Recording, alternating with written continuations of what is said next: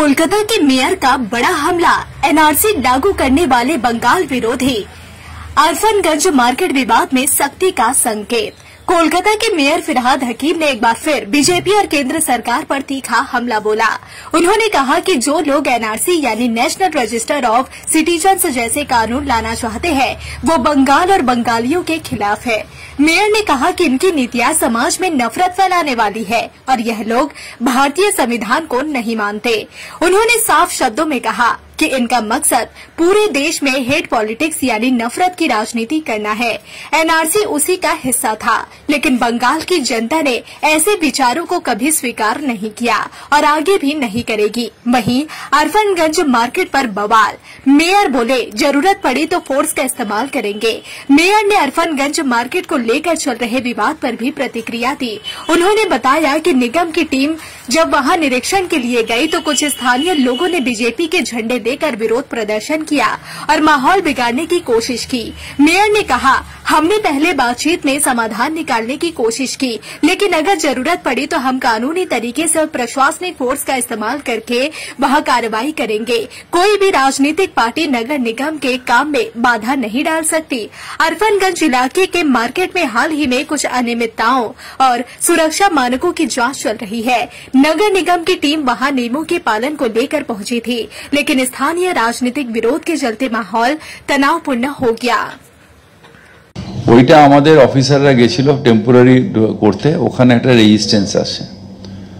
আজকে ওটা নিয়ে বড় নাইনে আমরা একটা মিটিং করছি, কারণ টেম্পোরারি দোকানগুলো করে দোকানদাররা যাতে ব্যবসাটা চালু করে, পরে পরবর্তীকালে ওটাকে পুরো ভেঙে ডিসমেন্টেল করে আমরা বড় বিল্ডিং করব অ্যাজ পার ফায়ার প্ল্যান নিয়ে।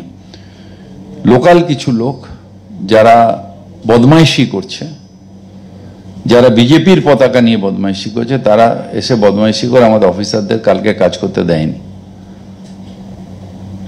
আলোচনার মাধ্যমে যদি না হয় তাহলে আমরা ফোর্স অ্যাপ্লাই করব।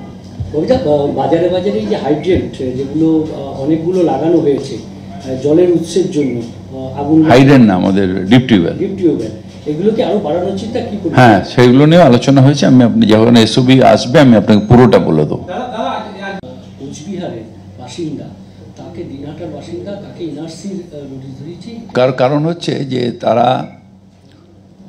বাঙালি বিদ্বেষী এবং এটা অদ্ভুতভাবে সারা ভারত জুড়ে রাজনৈতিক দল, ভারতের রাজনৈতিক দল তারা অপদস্থ করার একটা চেষ্টা করছে এবং সেইটার জন্যেই এই এনআরসি সিএর আমাদের মুখ্যমন্ত্রী মমতা ব্যানার্জি বিরোধিতা করেছিলেন।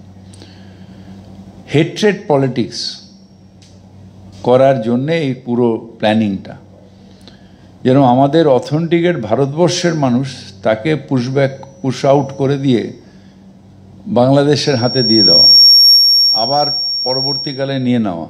এগুলোর প্রমাণ হচ্ছে যে এরা ভারতের যে সংবিধান সেটা মানছে না, ভারতীয় হিসেবে আমাদের যে অধিকার সেই অধিকার থেকে আমাদের বঞ্চিত করার চেষ্টা করছে, বিশেষ করে বাঙালিদের।